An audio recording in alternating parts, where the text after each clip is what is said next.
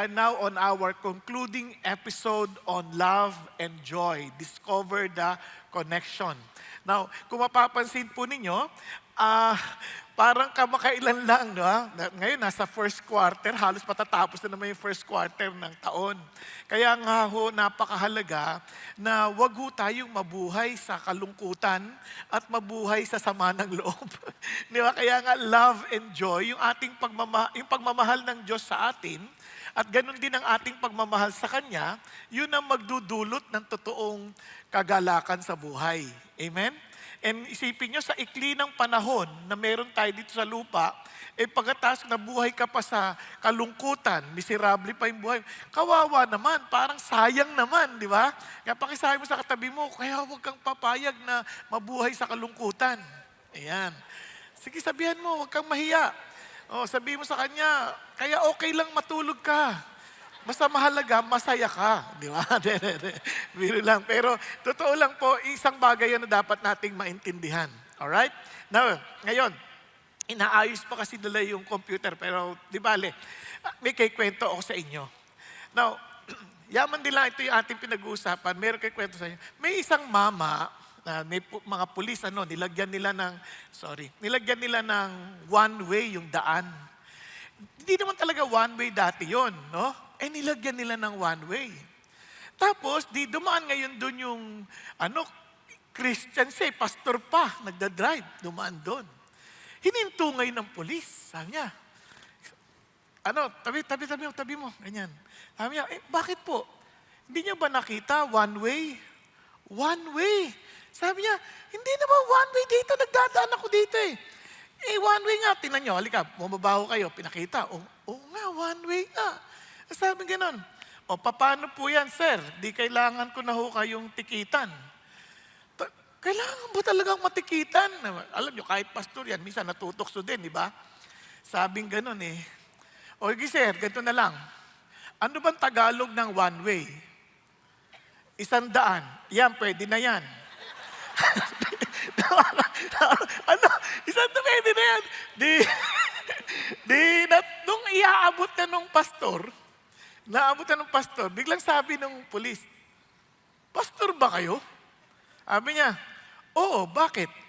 Born again ako eh. Hindi ako tumatanggap ng suhol sa kaka-Christian. No? Nakakahiya, di ba? Alam nyo, nakakatawa yan, pero sa totoo lang, parang ano ba to? Naglulukuhan ba tayo? Parang yung tayong mga scammer, yung tawag lang dyan, highway robbery. Natanungin ko sa inyo, sino sa inyo nakaranas ng manakawan at maloko? Sino nakaranas na? Masaya ba? Siyempre hindi. Hindi masayang naloloko, hindi masayang nadadaya. Pero huwag kayong mag-alala, marami rin ang daya sa akin. Christian din. kaya normal na, parang kumbaga, wow, ayaw natin nadadaya. Ayaw nating nananakawan tayo, di ba? Kasi hindi maganda eh. Hindi siya mabuti na tayo po ay nananakawan, niloloko, nawawalan. Kaya ito po ay isang bagay na dapat natin maintindihan. Ganon din ang ating kagalakan. Bagamat ang Diyos ay, dahil sa kanyang pag-ibig, nagagalak tayo, nananakaw yan. Kaya yun ang ating pag-uusapan ngayong hapon. Dito tayo magtatapos sa ating serye sa Love and Joy, as in, Discover the Connection. Now, bakit we have to guard our joy? Kasi beware of joy robbers. Now, alam ninyo, ang heart ng Diyos para sa atin, maliwanag na sa continuation ng ating series. Sabi dito, rejoice in the Lord always. Again, I will say rejoice. Ang heart ng Diyos, kaya niya inutos to eh. Dahil may joy tayo because of the love of God. Kaya lang, pwedeng nakawin yan.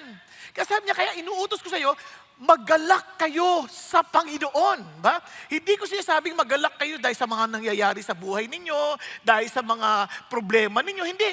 Magalak kayo sa Panginoon. At inuulit ko, sabi niya, magalak kayo, inulit pa.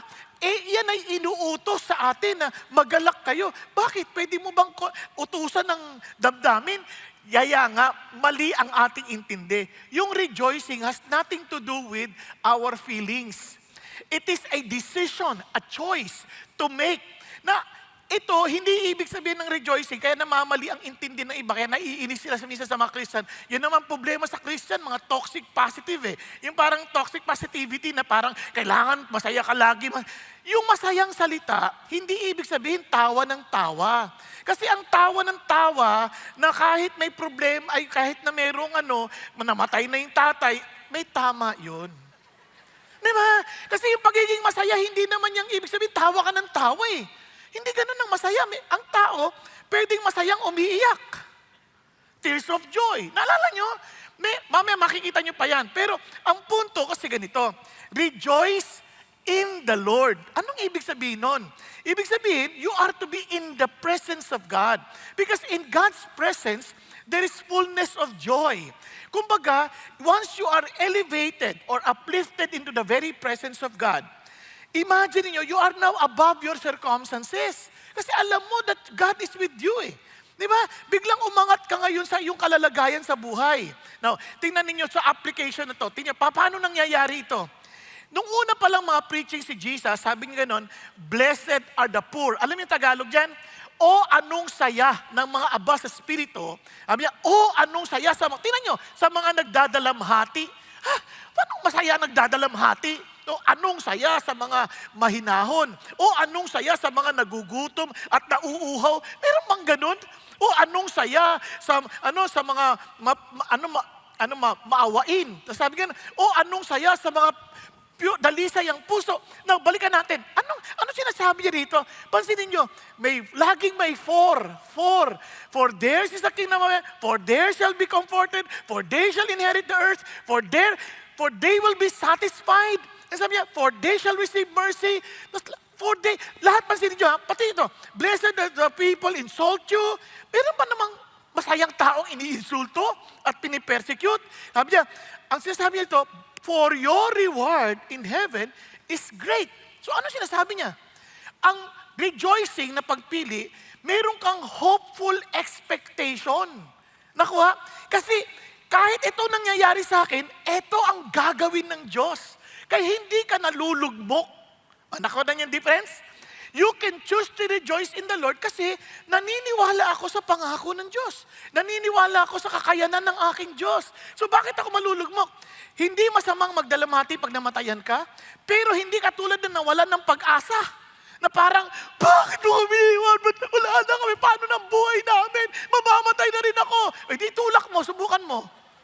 Pag hindi ba't mo ditulak? Di ba? Kasi hindi naman totoo yun eh. Yung rejoicing, parang nalulungkot ako. Pero one thing I know, one day we will see each other again. Kaya si David, namatay yung kanyang anak, bago mamatay, nag-aayuno, nakatarapa pa. So natatakot ngayon yung mga tao, sabihin sa kanya na namatay na. Nung namatay na, anong ginawa ni David? Tumayo, naligo at kumain. Sabi niya, bakit ganun ka? Nung buhay pa hindi ka kumakain, hindi ka numim. Sabi niya, malay mo maawa ang Diyos. Pinapanalangin ko siya, mabuhay pa. Ngayon patay na siya.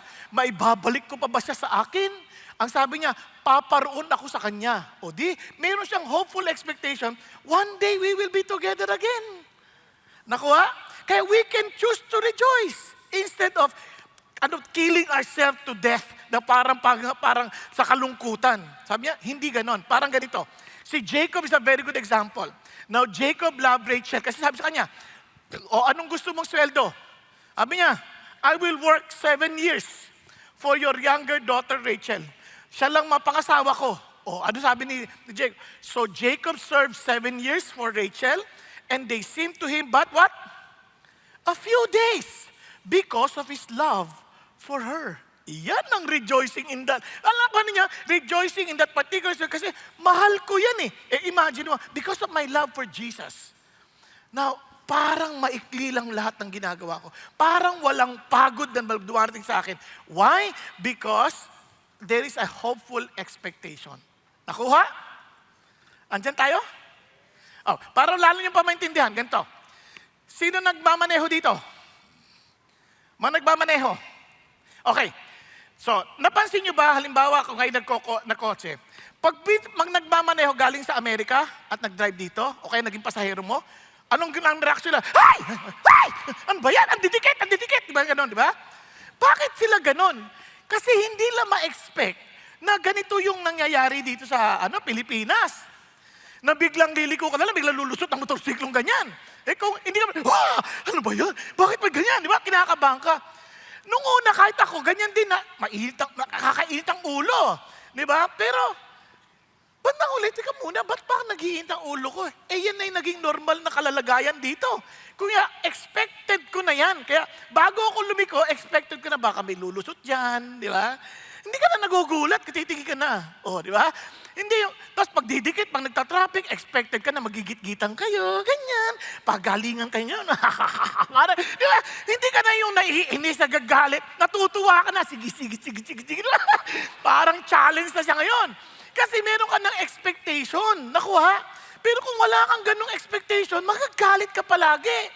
Kasi nga iniisip mo, hindi dapat ganyan. Kaya ganun din sa atin. Meron tayong problema, that's expected. But in the midst of our problem, I praise God, we can expect that our God is with us. Amen po? Kaya naman, ang blessing pa natin sa Diyos, ang heart ng Diyos, mag-iwasay ang kanyang mga anak. Hindi mo kaya, huwag kang mag-alala. Bibigyan pa kita ng kapangyarihan. Because he who believes in me, sabi ni Jesus, as the scripture said, from his innermost being will flow rivers of living water. But this he spoke of the Spirit, whom those who believe in him were to receive. Bibigyan pa tayo ng banal na Espiritu. Amazing! For the Spirit was not yet given because Jesus was not yet glorified. So when Jesus Christ rose again from the dead and went up to the Father, He gave us His Holy Spirit. Ang problema, hindi natin iniintindi that we have that Holy Spirit in us who can help us to live a life with rivers of flowing with rivers of living water. Tuloy-tuloy. Yun ang nagbibigay ng galak sa atin. Kaya the fruit of the Spirit is love, joy, peace, patience, kindness, goodness, gentleness, di ba? Faithfulness, self-control. Naku po, kaya imposible hindi lumabas yan. Kaya lang, pag hindi mo nararanasan yan, ang tanungin mo, baka wala ka kay God. Kasi andyan yung Holy Spirit. Kaya ang mga Christians, tinan nyo, noon sa Acts, and the disciples, look at the words, were continually filled, what? With joy. Again ako nakatikito, and with the Holy Spirit. Ang malungkot na reality ngayon, sa totoo lang, marami nagsasabing Christian, but they never understood what it means to be filled with the Spirit of God. Binigay sa atin ng Diyos yan. Yan nga ang distinction ng Christian sa hindi. You may proclaim or profess yourself to be Christian, pero kung walang Holy Spirit sa iyo, you are just having a religion. Kasi yung Holy Spirit, real yan. It's a person at work in every believers or followers of Jesus Christ. Nako, kaya nga inutos yan eh. Be filled with the Spirit. Do not get drunk do not get drunk with wine that leads to dissipation, but be filled with the Spirit. Kaya alam mo, kasi ang Holy Spirit will glorify Jesus. Kaya alam mo, itutulak ka ng Holy Spirit na iluwalhatiin si Jesus Christ. Kaya nga, ulitin natin, rejoice in the Lord always. Again, I will say, rejoice. Kaya ito ay utos. Kaya kaya na natin ito gawin. Pwede natin piliin. Hindi ko pipiliing malungkot sa lalagay na ito. I can choose to rejoice because the Holy Spirit is with me and the Lord is with me. Di ba ang laking bagay nun? Ngayon, ano ngayon yung mga robbers na yan? So yan ang ating pag-uusapan. So guard your joy. Bantayan natin. Now that is at work in us, now it is now our responsibility to guard the joy that God has given us. Paano? Sabi nito, parang WWC. Huwag niyo kalimutan ha, WWC, Wrestling World Council. Bakit naman ganyan? Kasi, parang si Jacob, nung takot na takot siya, nakipag-wrestling siya di ba? Hanggang sa tumapang na siya, nawala na yung takot niya, go na siya. Haharapin niya si Esau, kasi takot niya, maiisaw siya Now, for us to guard ourselves from joy robbers, kailangan ma-identify natin yung mga robbers na yon. Tama? Kasi mahirap, yun ang pinakamahirap na ma-identify. Ito, nilinaw na ni Paul. Ano-ano yan? WWC. Worry. Sabi mo, worry. Parang apat lang kayo. Ulit, worry. Yeah, wrong thinking. And covetousness. Ayan. So, meron ka ng idea, ito, babantayan ko yung sarili ko dito. Kasi bakit? Tingnan nyo ha. Worry. Pag-usapan natin worry. Sabi ng Bible, look at this. Be anxious for nothing. Diba? Doon pa lang sa simula, wag natin muna be anxious for nothing. Parang inabi, wag kayo wag kayo mag-aalala. Yung word na anxious, divided minds. Many minds. Baga, ang dami mong iniisip na parang talagang walang gulo ka na. Yung word naman na worry, kamag-anak ngayon. Kasi, yung worry, yung nasasakal ka na sa dami mo nang iniisip ni hindi mo na alam kung ano gagawin mo. You already lost your control over the situation, kaya sobrang ang worrying, nasasakal ka na. Kaya sabi naman, kaya yung anxious, anxiety at saka worry, pareho yan. Maganda sana kung anxiety na lang, di ba? Anxiety, ganon. Kaso hindi. Imagine nyo, yung anxiety, listen to this, nagsisimula sa isip. Sa isip. Magkakamag-anak yan, wrong thinking. Pero simulan natin, sa isip nagsisimula, maraming iniisip. Imagine yourself, nasa eroplano ka. Tapos, nandiyan na, nasa ano na kayo, alapaap na kayo. Biglang sabi nung kapitan, nag-announcement sa intercom. Ladies and gentlemen, this is your captain speaking. Welcome to flight number 254. Sabi niya, non-stop from Louisville to Miami. The weather ahead is good, and we expect a smooth and uneventful flight. So just sit back and relax. Yan na, biglang, oh no! Biglang sumigaw na ganon. Ano kayang pakiramdam nyo? Sabi niya, relax lang ho kayo ha, maganda to. Oh no! Lakas pa naman sa intercom. Biglang tumahimik. Kung ikaw, nangyari. Nangyari, biglang sasabayan ng konting turbulence na ganyan, 7 minutes, tahimik. Sabi ng kapitan, I'm sorry for the earlier scare. Well, the flight attendant came to me and gave me a cup of coffee and it poured out on my lap. Sabi niya, nabuhos yung kape sa aking lap. Kaya sabi niya, sana nakita niyo sana yung pantalon ko ngayon. So, just to appease them. Anong sinasabi nun? Minsan yung worry mo, kung ano yung tumakbo sa isip. Tama? And alam niyo, minsan ang isip na yan, salbayan eh. Dumadami yan. Akala mo simple lang, pa, wala na tayong bigas. Bigas. Mamaya biglang parang may bumubulang, pati ulam, pati gas, pati pambili, pati si mama, wala na. Dumadami. Anong nangyari? Wala pang katotohanan doon. Nakuha ninyo? Dumadami. Ganun ang nature ng worry. Kaya nga, ang problema, pag nagwo-worry ka na, nawawala na yung wisyo mo kasi wala ka ng control eh. Kaya ang dali mo nang magalit. Napansin nyo yung mga nanay at tatay na maiinitin ng ulo? Worried yan. Ngayon, lumapit pa lang gano'n. Pa, ano yan? Baon na naman! Kahihingi mo lang kahapon Di ba? Kahapon po, wala naman di kayo inabot Parang, kasi ang dami iniisip, ang dali magalit. Kaya surprisingly, bago siya sabing be anxious for nothing, ang unang talata na sinabi niya, let your gentle spirit be known to all men. The Lord is near. Tama? Na, halimbawa, naalala ko yung, nakakento ko na sa inyo, pero birthday. Nagluluto. Inimbitahan ako. Itong yung birthday, nakasigaw na nasigaw. Sinabi ko, patayin mo yung kanin yung mga bisita, tutong yung kain natin. Sinabi ko, galit na galit, sumisigaw. Tingnan ninyo biglang, eto na ako.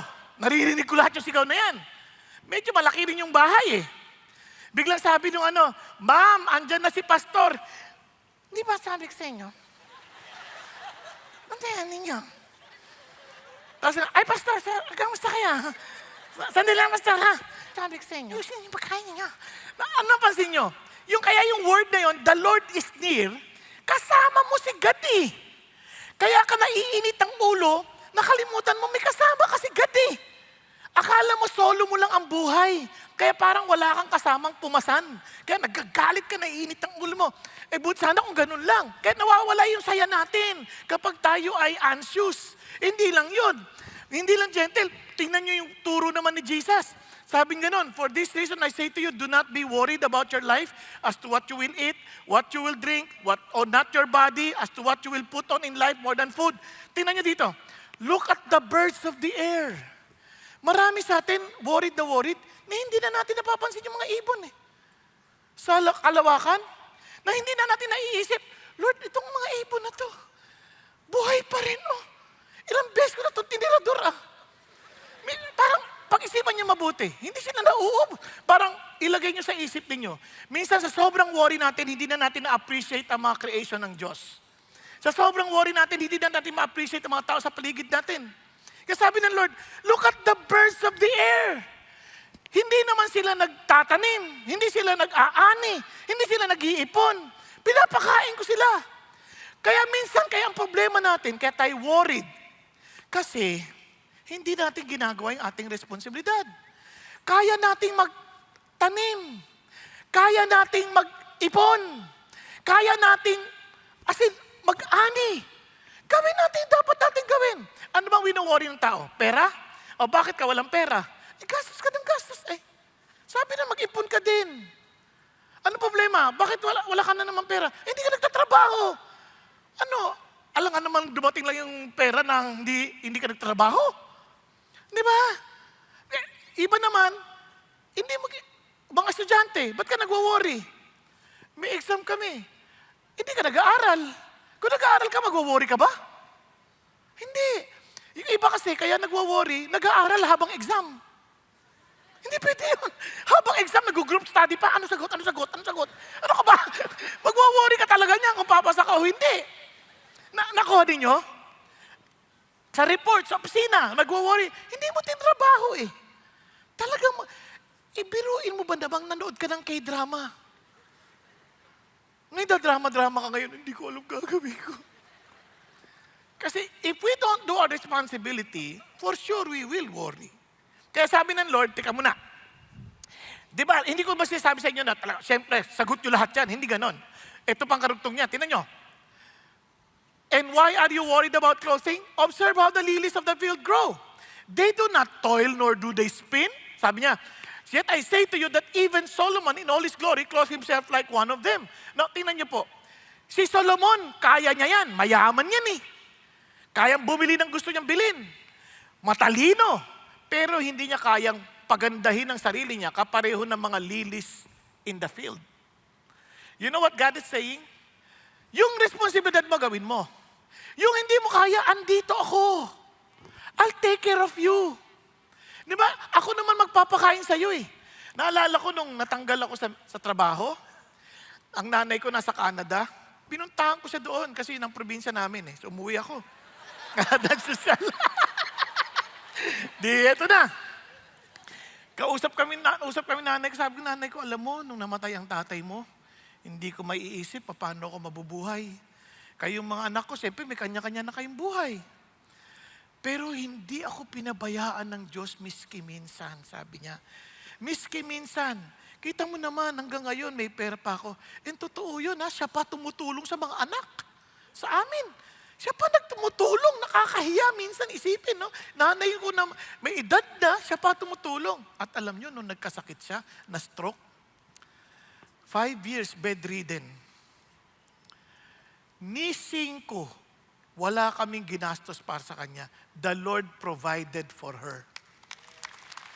Kaya nung namatay siya, meron pa kaming share na paghahati-hatian. Parang iniisip ko, Lord, hindi kayo nagpabaya. Ibig sabihin, minsan tatatakot na iba sa atin, paano na ako pagtanda? Bakit nung baby ka, kaya mo bang mabuhay on your own? Pinabayaan ka ng Diyos? Hindi. Nung nag-aaral ka, kaya mo mabuhay on your own? Pinabayaan ka ng Diyos? Hindi. Ngayon matanda ka na, nag-aalala ka pa, ipauwi ka na. Nakuha nyo, parang, huwag ka mag-alala, hindi kita pinabayaan nung bata ka, hindi pa rin kita pababayaan hanggang sa pagtanda mo. Dahil hanggat hindi ka tapos sa misyon na binigay ko sa'yo, hindi ka mamamatay. at ako magpo-provide ng kakainin mo. Yun ang sinasabi ng Diyos. Kaya, you don't need to worry. Kaya balik tayo, kaya, do not worry then. Saying, ano kakainin ko? Ano iinumin ko? Ano susuotin ko? Tingnan niyo sa ibang translation, sa New Century Version, for those who do not know God, eagerly seek all these things. Yung mga hindi nakakilala sa Diyos, lahat ng kanilang gawin, yun ang inisip nila, ano damit ko, ano kakainin ko, ano...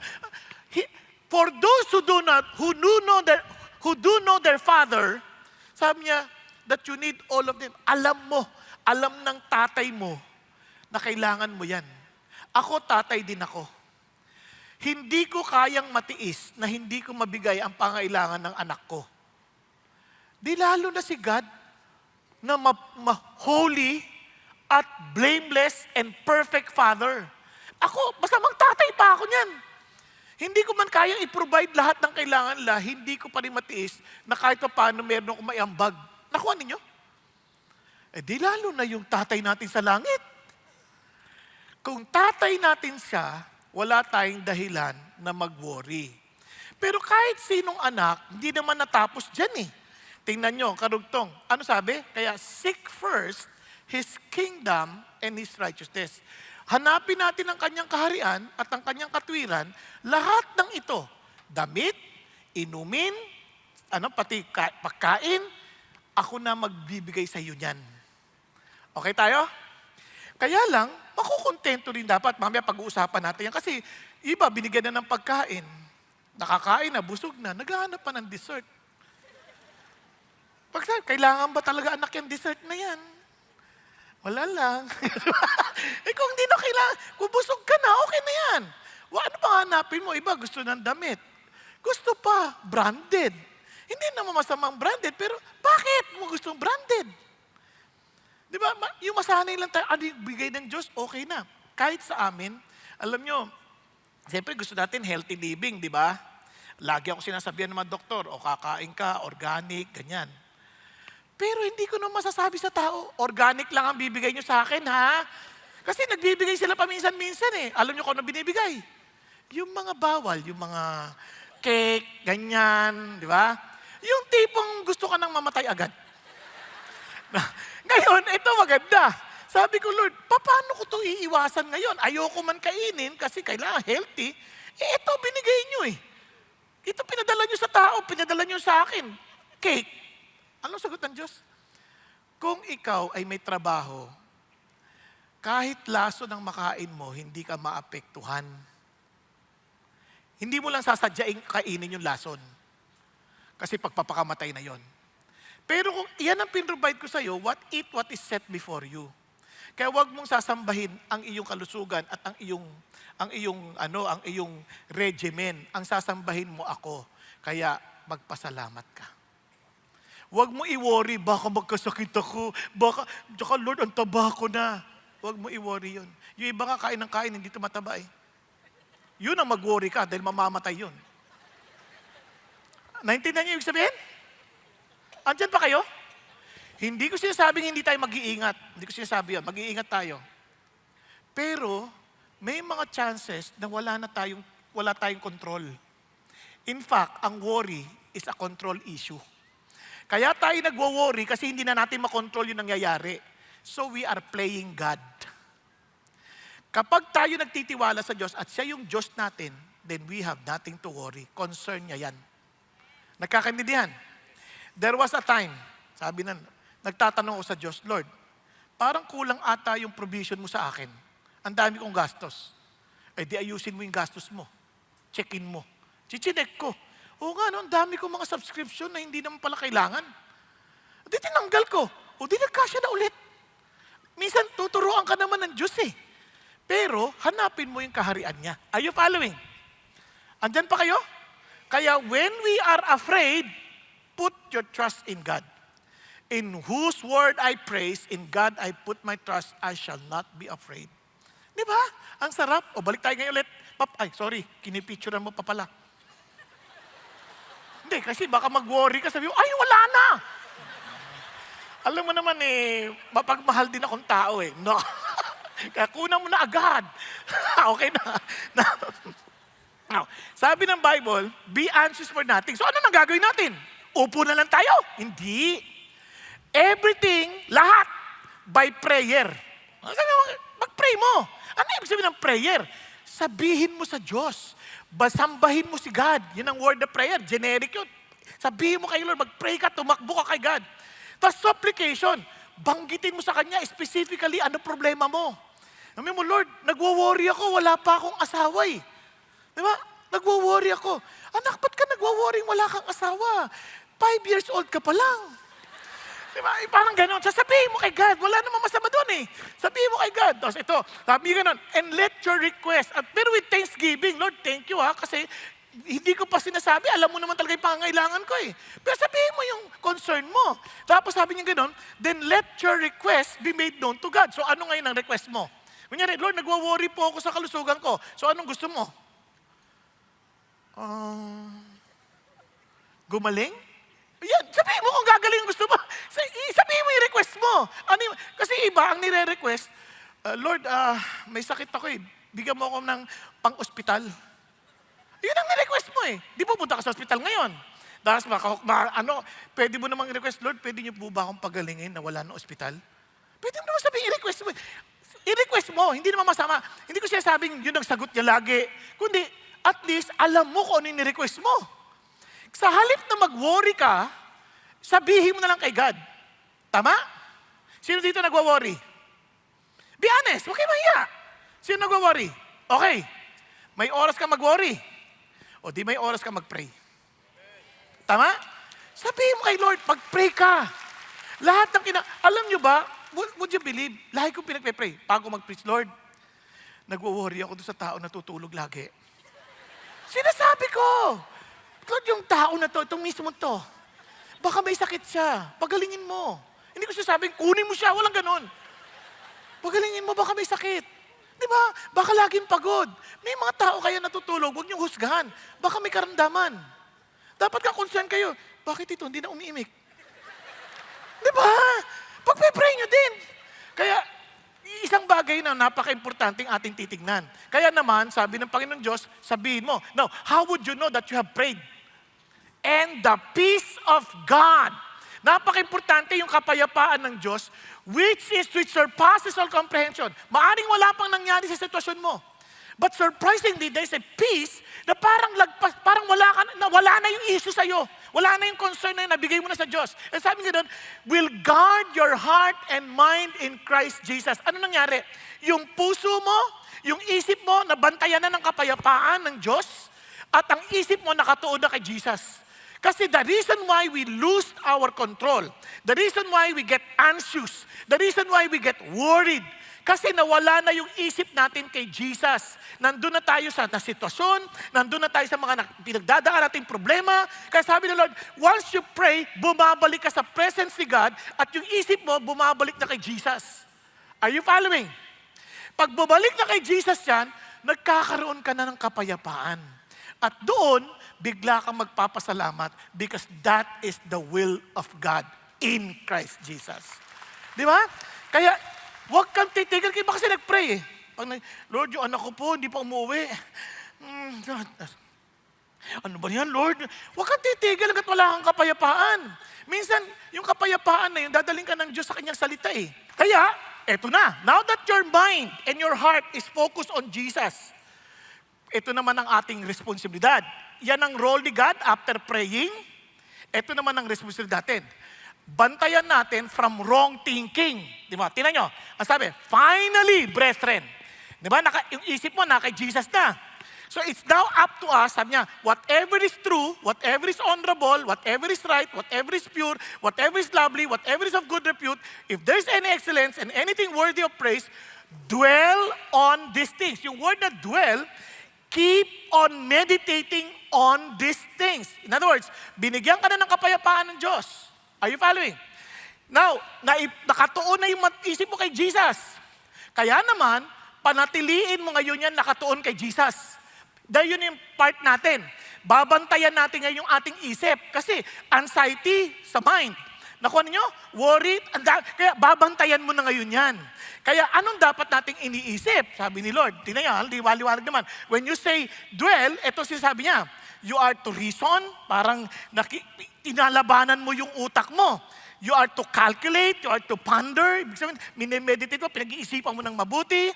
You meditate, you deliberate. Alam nyo, minsan makikipagtalo ang sarili mo. Sabi ni Lord, ganito, pero bakit ganito nangyayari? Tapos, nagtatalo ka ngayon. You have to process kung yun nangyayari sa'yo. Tama ba? Are you following? So, disiplina yan. Kasi nga, tayo gagawa niyan. You are to dwell on this thing, sabi ng Lord. So, anong gagawin natin? Anong batayan natin? Paano pag nakipagtalo na? Ito sabi ng Lord, whatever is true. Remember, yung heart natin at mind, nakatuon kanino?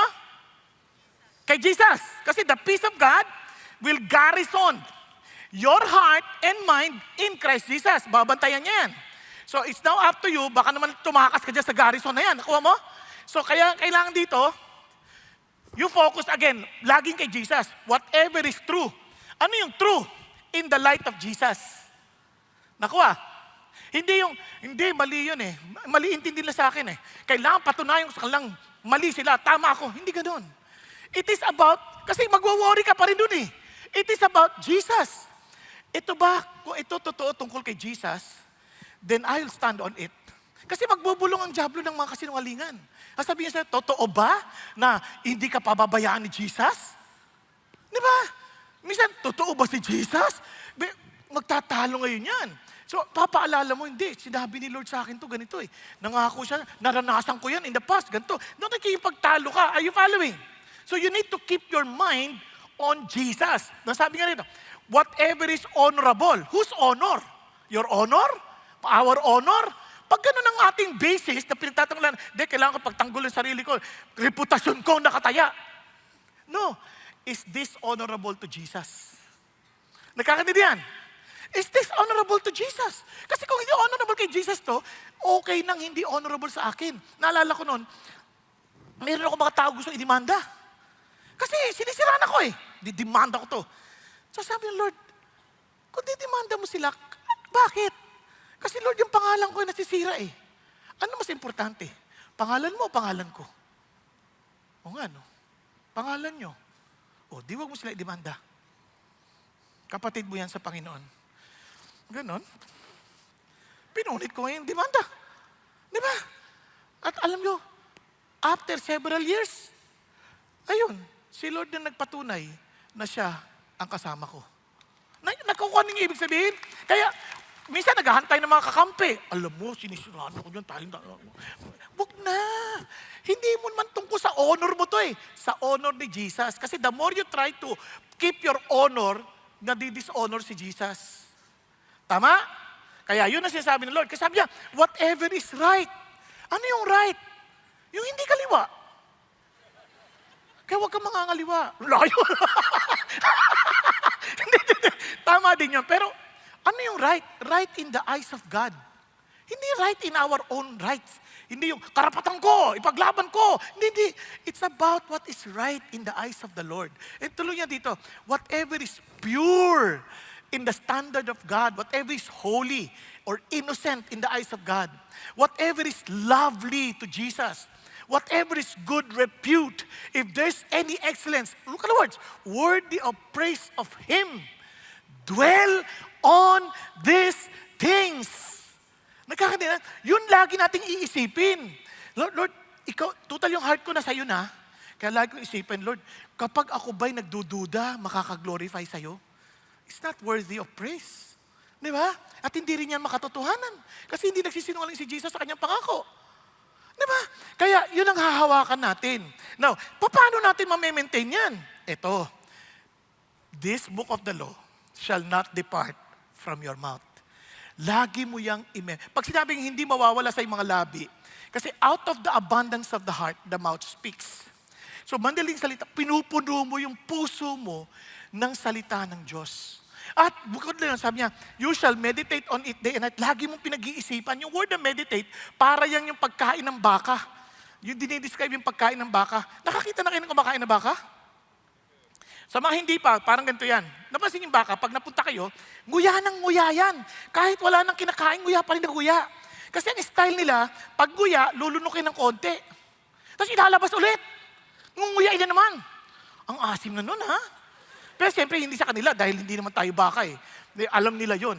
So, ilulunukin ulit, ngunguyain na naman. Parang sinasabi ng Diyos, every time you read the scripture, pinag-iisip yung mabuti, paano to sa totoong buhay? Paano to sa larangan ng para makilala ko si Jesus? Ano ba yung sinasabi niya tungkol sa Kanya? Talagang pinag-iisipan mo ng mabuti. Mula sa salitang ito, ano sinasabi ni Jesus na dapat kong gawin? Ano ang dapat kong gawin? Naalala ko kinentuhan ni Pastor Peter kanong umaga. Nung may nagsabi sa kanya na mayroon siyang cancer, noon pa to ha, noon pa, mayroon siyang cancer. Sabi niya, pinroses nila mag-asawa. Kung ako may cancer, mamamatay ako. Kay Lord naman ako pupunta. So ba't ako matatakot? Di masaya ako, tuloy na natin. Biyahe na tayo kasi yung pinro-process nila, meaning, kasi itong Word of God na meron ko eternal life, minemeditate nila, ano yan sa totoong buhay? How does it affect me and in my decision making? Nakuha? Andyan pa tayo? So yun ang sinasabi dyan. Kasi sabi niya, so that you may be careful to do according to all that is written in it. For then, you will make your way prosperous and you will have what? Success. Yung idea, then He will give you discernment. He will give you wisdom. Nang sa ganun, you will be successful. Amazing, no? Kasi sa dami nating problema, nagwo-worry ka. And as you meditate on the Lord, yung mga actions mo ngayon, tuturuan ka na ngayon. Is it lovely? Is it true? Is it glorifying to Jesus? So hindi ka na kailangan daya, hindi ka na kailangan loko, hindi mo nakagagawa ng bagay na alam mong hindi magiging glorifying sa Diyos. But you keep on meditating on the Word of God. O, sino sa inyo nagbabasa ng Bible? Sino sa inyo natapos yun ang buong Bible? O, ulitin ko, baguhin ko ang tanong. Sino dito hindi nagbabasa ng Bible? Ulit. Sino dito nagbabasa ng Bible? Okay, yung di nagtaas, anong binabasa niyo? Hindi kayo Bible ba to? Hindi ka sigurado eh. Now, yung hindi pa nagbabasa ng Bible, maaring ang dahilan, hindi pa kayo marunong magbasa, pwede rin yun. Pero ito isang bagay. If you are serious with God, He will teach you what to do. Nakuha? He will teach you what to do. But if you are serious to know what is pleasing to Him and you want to be freed from wrong thinking, meditate on His words. Kaya targeting nyo, matapos yung Bible. Alam nyo, yung iba sa inyo napoprostrate, di ba? Sabihin, ay, hindi ko na naman natapos ngayon. Sa susunod na lang ulit. Hanggang numbers lang ako. Tuturuan ko kayo. Meron kayong, di ba? Bible parang calendar. Kung saan kayo natapos, sa tigil kayo halimbawa, balikan nyo ulit. Matatapos nyo rin yan. Siguro after 10 years, tapos nyo na. No, I'm just kidding, but if you are serious that you really want to know Jesus more, you ask God, Lord, speak to me and reveal yourself to me because I want to know you more. Ito po, hindi sa pagmamalaki, I read the Bible 2.5 times a year with different translations. Nagkakaintindihan tayo. Kaya 3 translations sa isang taon, 2.5 times. And I praise God. Dahil the more I get to know God, the more I get to know Jesus, lalong tumatapang ang aking, yung tapang ng buhay ko at natututo akong magmahal at manatiling nagagalak. Naintindihan? Andyan pa kayo? Di ba? Alam nyo, pag tumatanda ka na, sa totoo lang, nagbabago ng maraming bagay. Pati pabango, puting bulaklak na. Dati, kahit, di ba, may parang paano-ano pa Giorgio Armani, mga ganun, ba? Ngayon, white flower lang. Pwede na. Pasensya na kayo kasi nahihilo po ako, kaya naglalanghap-langhap ako na. Parang ako nanginginig pag di din ako. Joke. Pero balik ko tayo dito. So, the point is this. Hindi natapos doon. Tingnan nyo, kung bakit sabi you need to keep on learning. Hindi natapos. Kasi the things you have learned, you need to keep on learning, receiving, and hearing, and seeing in me. Look at what the word. Practice these things. Kasi hanggat hindi mo pinapractice yung word, yung minemeditate mo, hindi mo pa yan alam. Di ba kasi sa atin, sa ating education, parang Greek way of education tayo. Pag na-graduate ka na, alam mo na yan. Sa Hebrew way of education, hanggat hindi mo ginagawa, hindi mo pa alam. Kaya sila, OJT talaga sila. Kunyari, ang daming graduate na accounting. Mapapasa pa sa board exam. Pero pagdating na sa actual na trabaho, hindi alam ginagawa. Sa totoo lang. Kasi marami na ako na-encounter na gano'n. Sabi nila sa akin, accountant po siya. Ganon, tingnan ko. Tapos mag-meeting, tingnan ko yung financial statement. Ano to? Parang tindera lang to sa palengke. Hindi ko minamalit. Kaya lang yung tindera sa palengke, mayroon silang parean ng pag-record. Pero sa accounting, may specific standard din yan. Kaya ko nasabing gano'n, kasi parang siya, practical niyang ginagawa, pero hindi ayon sa standard na maiintindihan ng BIR, maintindihan ng mga financial analyst. Kaya parang sa palengke ito Di ba? Nakuha nyo, ulitin ko, hindi pang insulto yun pagko-comparison lang yun ng, kumbaga kahit sa driving, meron marunong mag-drive, pero pagda-drive nila, yung tipong hindi nag-aral. Pumasa sa exam, kasi pwede naman, kasi naalala ko, minsan nag-exam ako, okay, true or false ito time pressured. Okay? Number 1, true. 2, true. Ano yan? Kaya pala dami pumapasa dito sa exam kasi sinasabi rin sagot. May ganon. Hindi ko alam kung saan kayong nag-apply pero doon sa pinag-applyan ko nung una, ganon ang na-experience ko. Kaya pasado rin ako. Yan ang isang malaking parang nakakatuwang experience. Pero yun ang sinasabi ko, hanggat hindi mo ginagawa, hindi mo alam. Tama? Okay.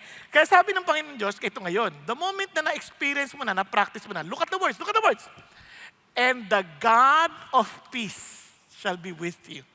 Yung una, peace of God lang Eto, God of peace mismo ang kasama mo. And obviously, in God's presence, there's fullness of joy. Dahil tama na yung isip, at yung isip na i-action na. Kaya maraming tao, we want deeper teaching. Anong klaseng deeper teaching bang hinahanap mo?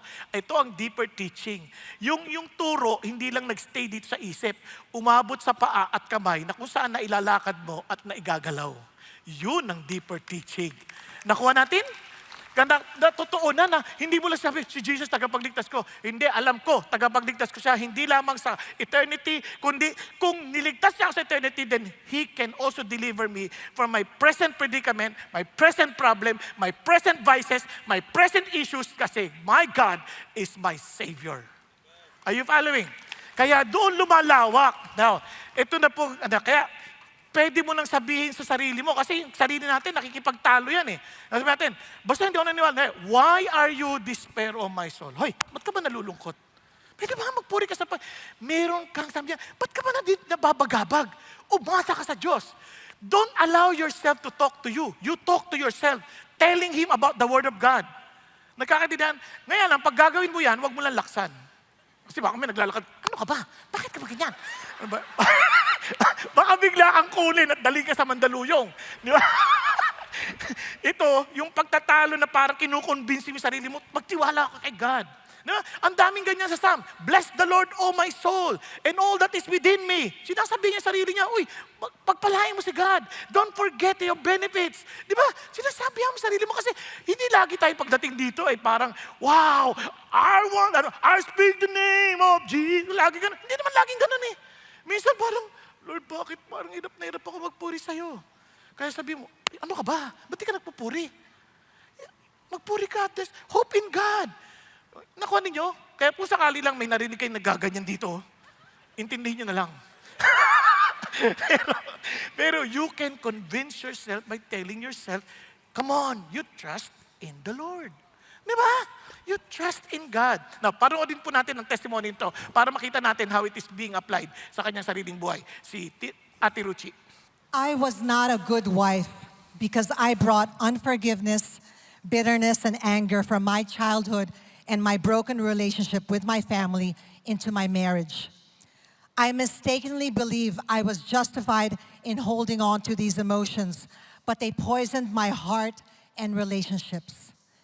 These lingering family issues damaged my marriage, my husband, and my ability to love the Lord. I assumed I knew Jesus because I prayed the prayer of acceptance, but my life showed no real change. I had a misguided belief that my happiness depended on changing my circumstances rather than my heart. So 4 years into the marriage, I left my husband thinking I would find happiness. Instead, I found misery, loneliness, and chaos. So while I was in medical school, I thought visiting my husband on weekends would ease my pain, but it only led to more fights. I blamed him for our failed marriage, not realizing the real problem was within me. The church encouraged him to keep the door open for reconciliation. So when I asked why he allowed me to come over despite the conflict, he said it's because he couldn't bear the thought of me spending eternity in hell. That he was the only link that I had to the church, and apart from the church, I would be lost. So after 4 years, I returned to my husband, not out of love, but out of fear of God, knowing that God hates divorce. My heart was still clouded with the wrong mindset. And JP accepted me back, not because he felt love, but in obedience to Christ.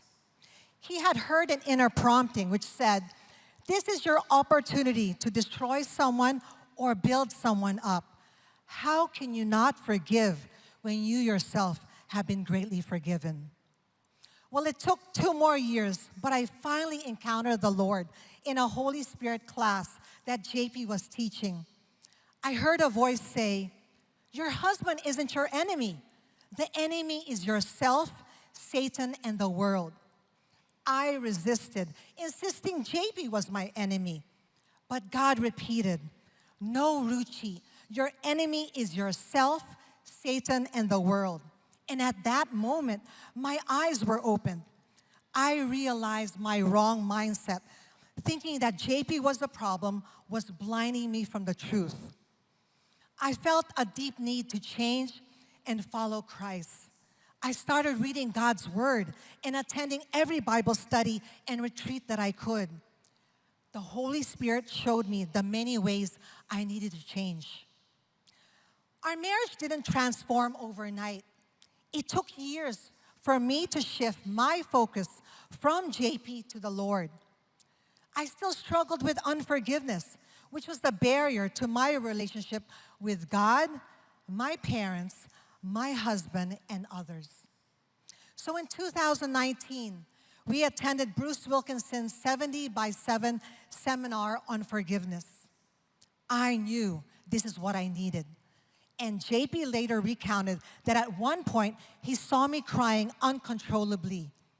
He knew I was finally having the breakthrough I had long needed. That day, I forgave my parents, JP, and 25 other people. I realized I had been withdrawing from those I hadn't forgiven. Well, this came at a perfect time. I was about to turn 50 years old and was anxious about my parents' visit. But by God's grace, the visit went well. And when they left, something miraculous happened. God restored all the love I had for my husband. He placed in me a deep desire to pray for our marriage. Until then, my prayer had been, "Lord, change JP." But God corrected it. "Lord, change me first." This was the prayer that God answered. Forgiveness freed me from spiritual bondage and allowed me to grow into the person that God intended me to be. When I released my bitterness and resentment, God restored the joy that the locusts had eaten. He unleashed the abundant life. He promises in John 10:10, "The thief, the devil, comes to steal, kill, and destroy.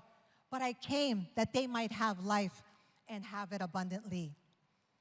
So in what ways has God allowed me to experience the abundant life? Well, first, God has restored my marriage, and JP and I will be celebrating our 33rd year anniversary this April. Praise God. And I can honestly say, I now super duper love my husband. I have a deep appreciation for him. He's so smart, so godly, and so cute. Bec- Because for years, I didn't see this. I now recognize that unforgiveness had been the barrier to truly knowing and loving God and others. And more importantly, my relationship with God has become vibrant and real. I know how much God loves me and desires for me to be conformed to the image of Christ. God speaks to me, He convicts me, He encourages me, leads me, and gives me wisdom. And I feel such freedom in joyfully obeying Him.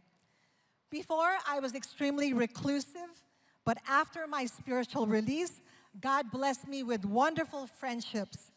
I now enjoy fellowshipping, discipling, mentoring young women, and even playing badminton with CCF members much younger than I am. I am also privileged to speak and serve in Women to Women and to minister alongside my husband in retreats and counseling. From the most difficult wife to a wife who now cherishes her husband, only God could change someone like me. Truly, there's always hope and joy in Jesus. All glory to God alone. Amen. Amen. Biruin mo, dahil lang sa maling kaisipan, masisira ang relationship mo sa tao, masisira ang relationship mo sa asawa, dahil lang sa maling kaisipan. Kaya hubuti na lang, ang tamang kaisipan na ibalik siya sa Diyos. Ulitin ko ha, hanggat hindi ka bumalik kay Jesus, hindi ka mag-iisip talaga ng tama. Kahit anong talino natin. Kasi wala tayong compass wala tayong guide, wala tayong parameters. Ano ba dapat? Sa dami ng mga kaisipan dito sa mundo, everything can influence us. Kaya nga, naalala niyo siya sabi sa atin lagi ni Pastor Peter, yung T principle, ano yung iniisip natin, it will affect our feelings. Di ba? Kapag nag-iisip ka ng mga nakakatakot, talaga matatakot ka. Pero yung emotion na yun ang magtutulak sa'yo to act. Okay? Kaya naman, tayong lahat, ang angad natin, kasi we are in a warfare. Kailangan, sabi niya, we walk in the flesh, we do not war according to the flesh. For the weapons, yung ating pong armas for our warfare are not of the flesh, but divinely powerful for the destruction of fortresses. Sabi niya, we are destroying what? Speculations, yung mga maling kaisipan. And every lofty things raised against the knowledge of God. And we are taking every thought captive to the obedience of Christ. Yun ang ating hangad. Yun ang ating gagawin sa ating mga sarili. Hindi ka pwede, hindi totoo yan. Kasi hindi yan aligned kay Jesus. Nagkakaintindihan tayo? Kaya naman, ito po, ngayon alam na natin, mayroong worry, may wrong thinking, mayroon din yung pangatlo, covetousness. Ito napaka-crucial nito. Tingnan nyo sabi ni Paul, I rejoice greatly in the Lord that at last you renewed your concern for me. Indeed, you were concerned but you had no opportunity to show it. Siguro, sa karanasan ni Paul, yung nagsusupport kasi itong mga taga Philippi sa kanya. Ngayon, sabi niya, parang natigil for a while kasi siyempre nakulong din. Ngayon sabi niya, pero nagpapasalamat talaga. Nagmasaya ako kay Jesus. Sabi niya, masaya ako sa Panginoon Diyos. Lalo na nung naramdaman kong yung concern niyo ulit. No? Kaya lang, binabantayan niya yung sarili. Nag-iingat siya kasi yung isip pwedeng mag-isip ng masama Ano to, nangihingi na naman? Siguro nangihingi ito. Parang ganyan, di ba? Kaya sabi ni Paul, hindi. Just to make it sure. Kasi mga tao, sa mga naririnig dito, nagpipreach akong ganyan. Minsan iba-iba tanggap natin Minsan ang tingnan, na-mersional ito Parang ako tinutukoy nito. Na huwag kang mag-alala, hindi kita kilala. At kung kilala man kita, hindi ka akong iniisip ko. Nakuha ninyo? Parang, kumbaga, minsan may tendency na parang, siguro, pinatatamaan ako nito. Yung mga ganyan ba? Ngayon, ito po, isipin nyo kaya sinasabi ko na si Paul, nung sinusulat niya to, gusto ko maging malinis ang utak nyo. I'm not saying this because I am in need. Nakuha ninyo? For I have learned to be content in whatever circumstances I am. Ako, natutunan ko ng maging kontento. Ngayon, ano ba yung kontento? Ano ba yung kabaligtaran ng hindi kontento? Yung hindi kontento. Kumbaga, kung ikaw ay kontento, yung kabaligtaran niyan, ito, sabi sa dictionary, covetous, greed, envy, dissatisfaction, restless, discontent, yearning, jealousy, excessive, ambitious, and frustration. Kasi pag hindi tayo naging kontento, nako, sigurado yan, mawawala yung joy natin kasi mafo-frustrate tayo palagi eh. Paraging kulang. Kasi parang meron na naman kailangan. Kaya si God, noong pa man sa Old Testament, inutos na yan. Sabi niya, you shall not covet your neighbor's house. You shall not covet your neighbor's wife, or his male servant, or his female servant, or his ox, or his donkey, or anything that belongs to your neighbor. Sabi niya, wag mong hahangarin. Now, ano bang ibig sabihin ng covet? Kasi, tingnan nyo kala ng tao, madaling intindihin yan eh. Pag kinovet mo yung pag-aari ng kapitbahay mo, kinuha mo, hindi na covet yon, kupet. Di ba? Ngayon, yung asawa, ginusto mo, kinuha mo, katulad ng ginawa ni David, kinovet niya yung asawa ni Uriah, hindi na rin covet yon, kabet. Nakuha? So, ano yung ibig sabihin ng covet? Ito yung covet, ang ibig sabihin nito, parang sobrang pagnanasa mo, to the point, ito na ako mo control sa'yo. Kunyari, meron siya. Kailangan magkaroon din ako ng ganyan. Kahit na, hindi naman yun ang kukunin mo, pero gagawin mo pa rin para makuha mo lang yun, para mayroon ka din.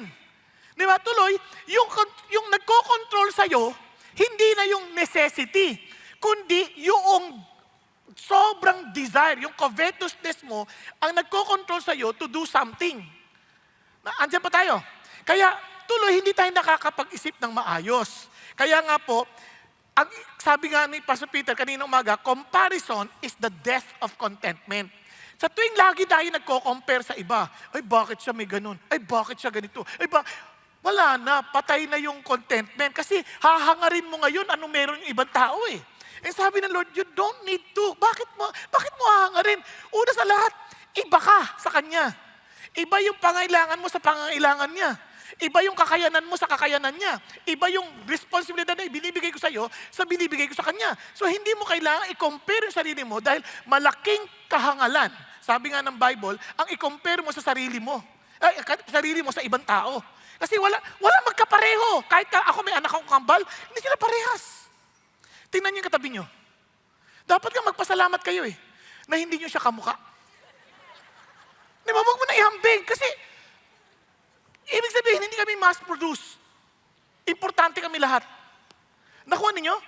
Kapag tayo kumpara ng kumpara, ay talaga hindi tayo makukontento. Kaya sabi ng Bible, for this you know with certainty that no immoral or impure person or covetous man, di ba? Na talagang lahat makamkam. Sabi niya, who is an idolater? Pagsamba rin pala sa Diyos-Diyosan yun? Yes, of course. Kasi you should have no other God but Him. In other words, only God can satisfy us. Every human being has a God-shaped vacuum inside. Na hindi, minsan akala natin, pag nakuha ko to, sasaya na ako. Pag nakuha ko to, sasaya na ako. Hindi yan mafulfill ng sino man tao o anumang bagay. Kasi it's a God-shaped vacuum. Hindi mag-fit. Kaya ang dami na natin ginawa. Sabi ko, eto, pag napangasawa ko si Alma, nako, masaya na ako. Umalma.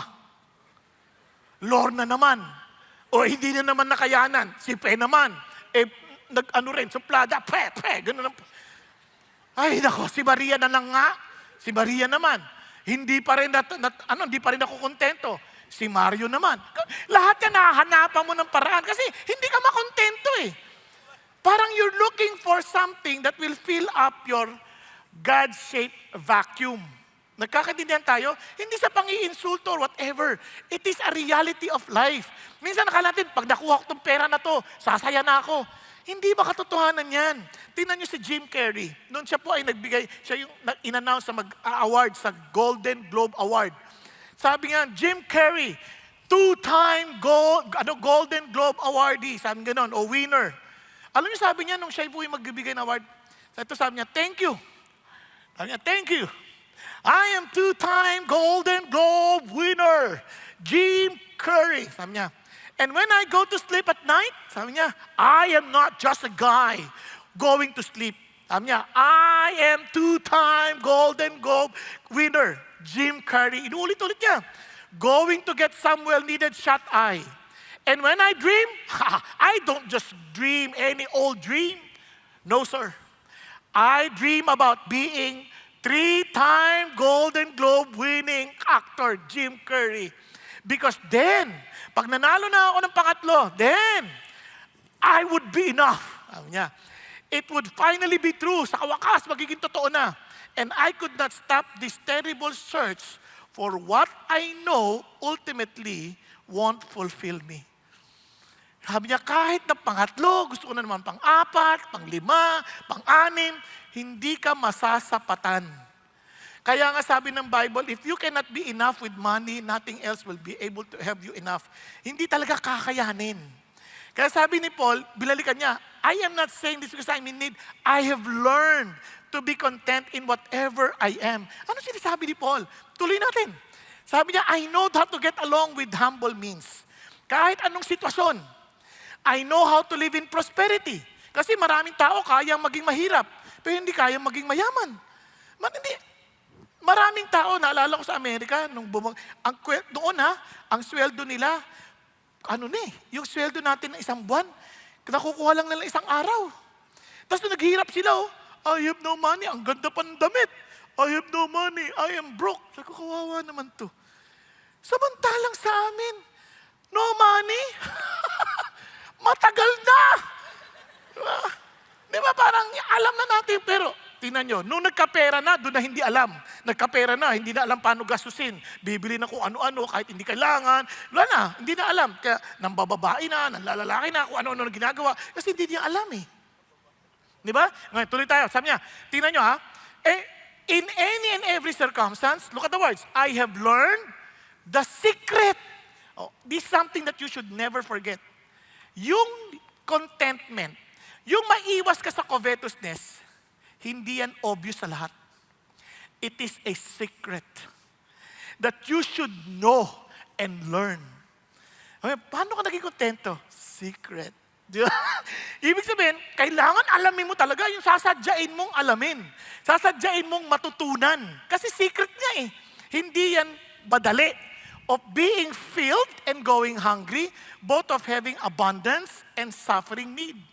Paano? Ano yung sikreto, Paul? Hindi na, sirit na. Ito, I can do all things through Him who strengthens me. Unless you find your satisfaction in Jesus Christ, you'll never understand what satisfaction really means. Nagkakanindihan tayo. Kaya ang tao, habang lumalayo kay Jesus, lalo silang nafo-frustrate sa buhay. Because nothing else can ever satisfy our God-shaped vacuum. Because that is only fitting for God. Nagkakanindihan? Kaya sabi niya, nevertheless, you have done well to share with me in my affliction. Kaya, again, contentment is learned. Appreciating what you have. Being grateful and thankful, independent of circumstances, centered on Christ. It is not automatic. Hindi yan automatic. It's focusing on what you don't have. Kasi pagka hindi ka kontento, nag-focus ka sa wala ka eh. Sa halip na mag-focus ka sa meron ka.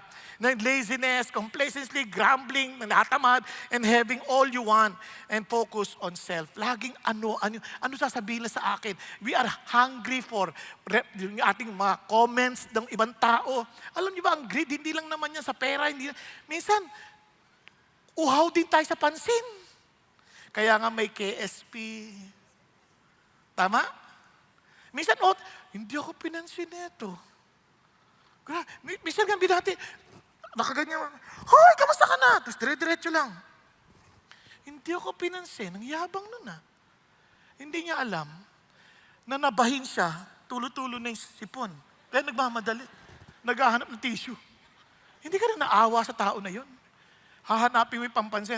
Alam nga naman sabi niya, hi! Pag-isipan niya mabuti. Di ba? Kaya nga, nakafocus sa sarili.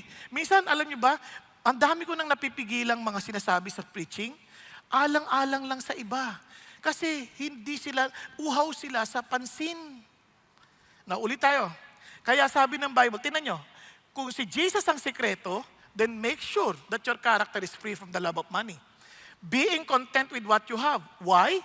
For He Himself said, I will never leave you. I will never desert you. Or I will never forsake you. Kung si Jesus, huwag kang matakot. Hindi kita pababayaan. Hindi kita iiwan. Nakuha ninyo? Ang sarap ata. Sa buhay, kung sino yung kasama mo, yun ang nagbibigay ng tapang sa'yo. Kaya ito naman si Paul, sabi niya, kaya alam nyo yan, wala naman tumulong sa akin kundi kayo. Kahit nung panahon na yun, ganun pa man, ito ang pinapaalala ko sa akin kung bakit ako kontento. Hindi naman nyo binigay yan sa akin, kundi sa Diyos. Kaya it seeks for the profit which increases to your account.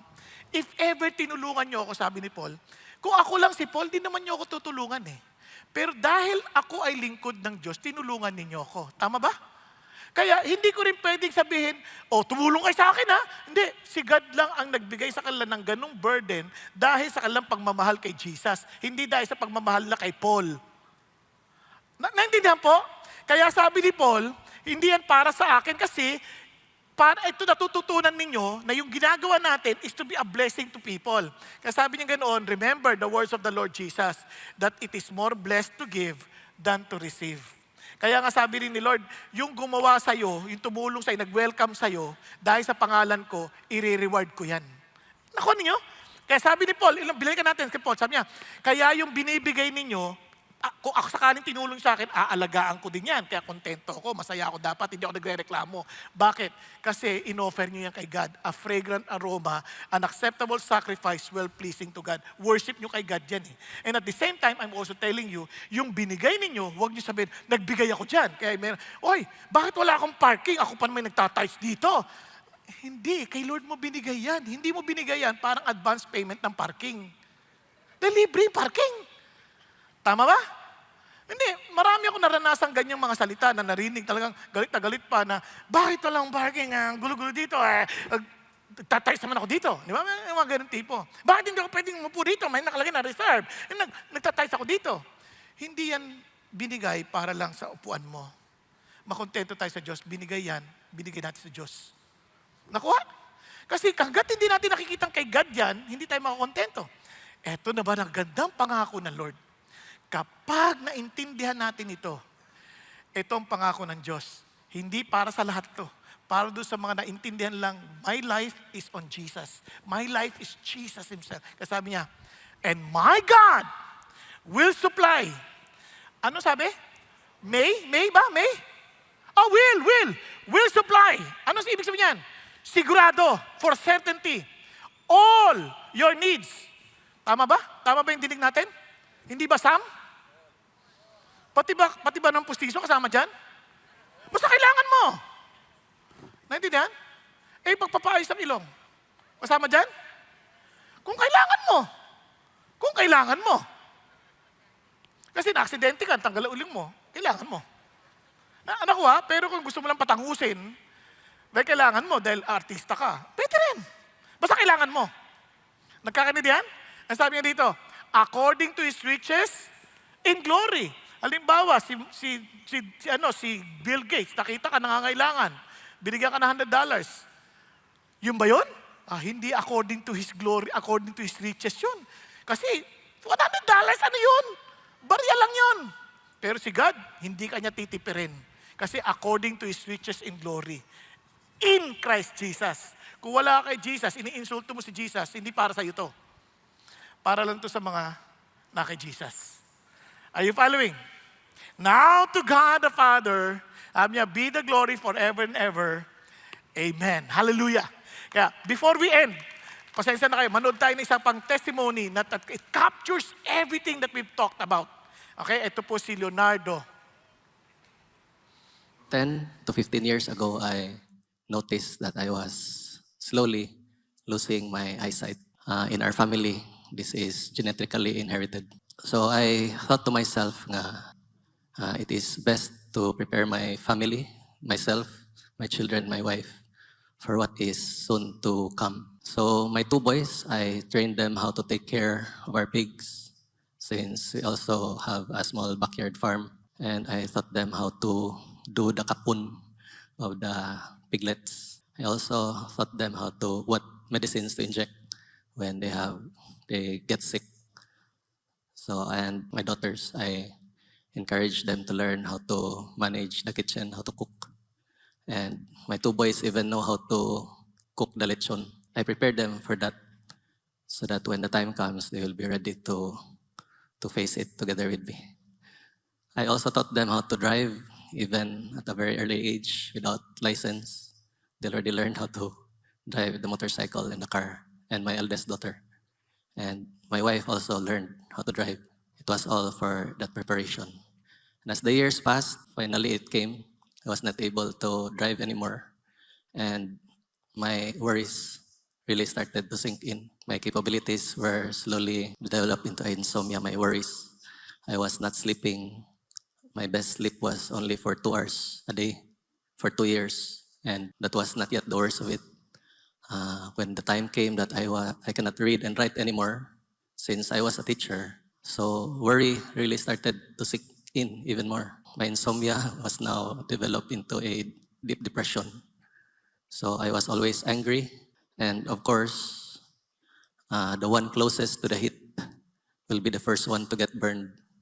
So that was my wife. She received most of the anger that I was expressing out from my frustrations.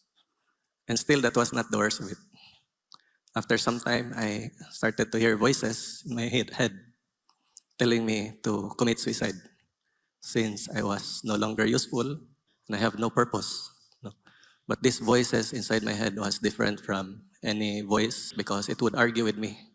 I fought against it since I was a former seminarian.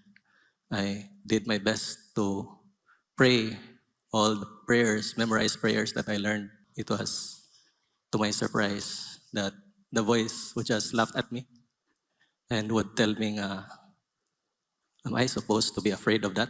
So it was really very strange and very difficult for me since I really believed in what I was taught. I really had all my faith that it would really drive away all the demons that would disturb me. So it was just laughing at me. It was with me all the time to torment me every time I get frustrated. So as with many other nights, this time I thought to myself while crying, I did not pray my memorized prayers anymore. I said to God, Lord, my only hope will be to read your words in the Bible. But this won't be possible anymore since I cannot see. And if you will not help me, I might reconsider what this voice has been telling me for the longest time. So I prayed hard, I cried myself to sleep, not knowing whether God would help me or not. So the next morning, when I woke up, I asked my wife, Langga, maybe you can look for something in YouTube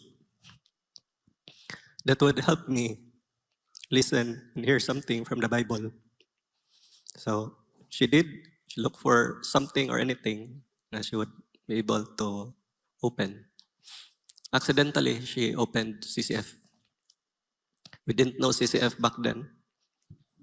But I noticed that I've heard this Chinese guy in broadcast radio talking about Chinese characters, how it is connected to the Bible. So I listened. Then I noticed that these voices that was tormenting me was no longer there. So I was a little bit happy. But the reality is, I was still very depressed. I was still very worried for my wife, especially since I will not be able to work anymore. For my children who will be entering college, 5 of them, pretty soon at that time. As always, CCF will always encourage us to join the group. I thought to myself, maybe it would be good to join the group since they can hopefully help us pray for our situation. When we joined the D group, my first D group leader, Brother Fred and Sis Myla, they introduced me to the Bible app since I told them that I wanted to have a Bible but I cannot read. So they gave me the Bible app wherein I can listen to it. One day while I was listening to the Bible, I have came across Joshua chapter 1, but this time it was different. So Joshua chapter 1 says na Joshua son of Nun, my servant Moses is dead. Go and lead my people to the promised land.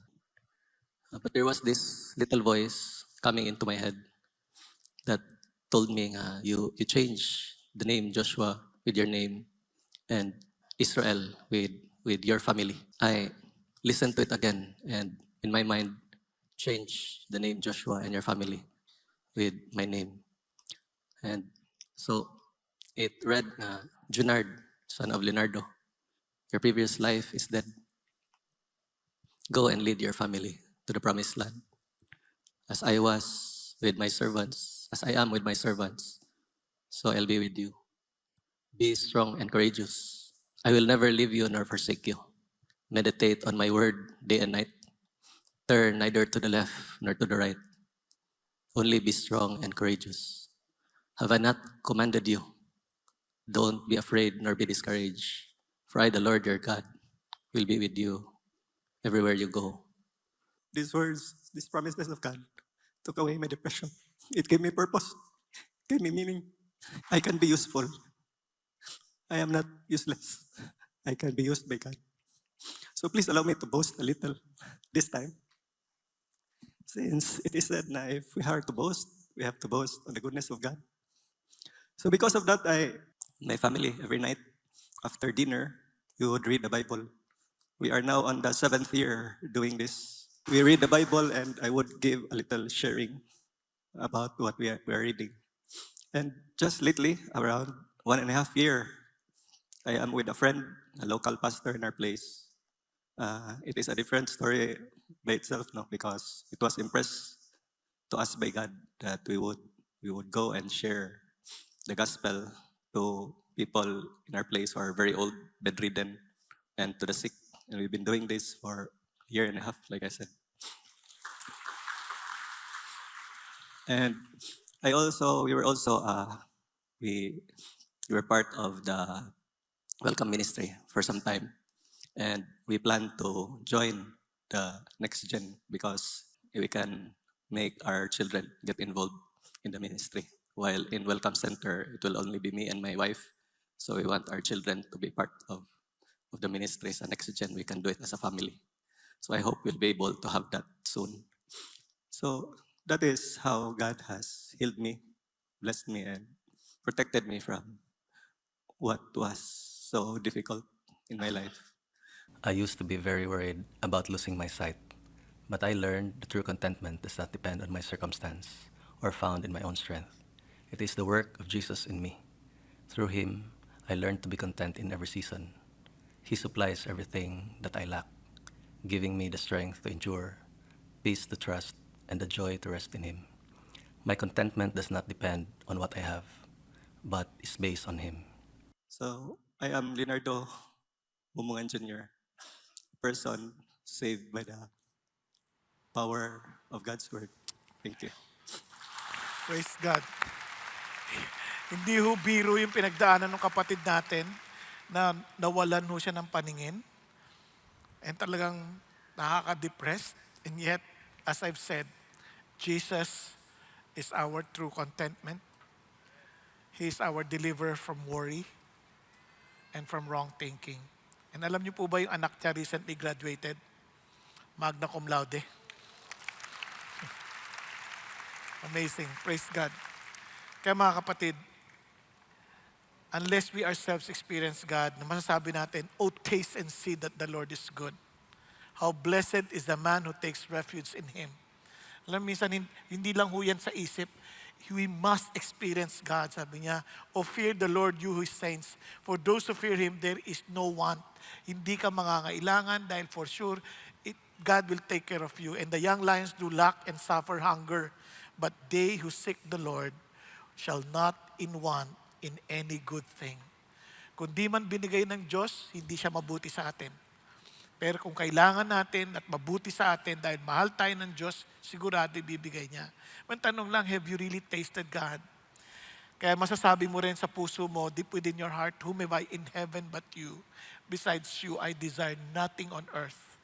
O Lord, your nearness is my good. Nawala na rin po yung aking verses. Pero anyway, Sa awa ng Diyos, memorize ko pa naman. Pero ito isang bagay na gusto ko lang maiwan sa inyo. Don't just be religious. Experience God.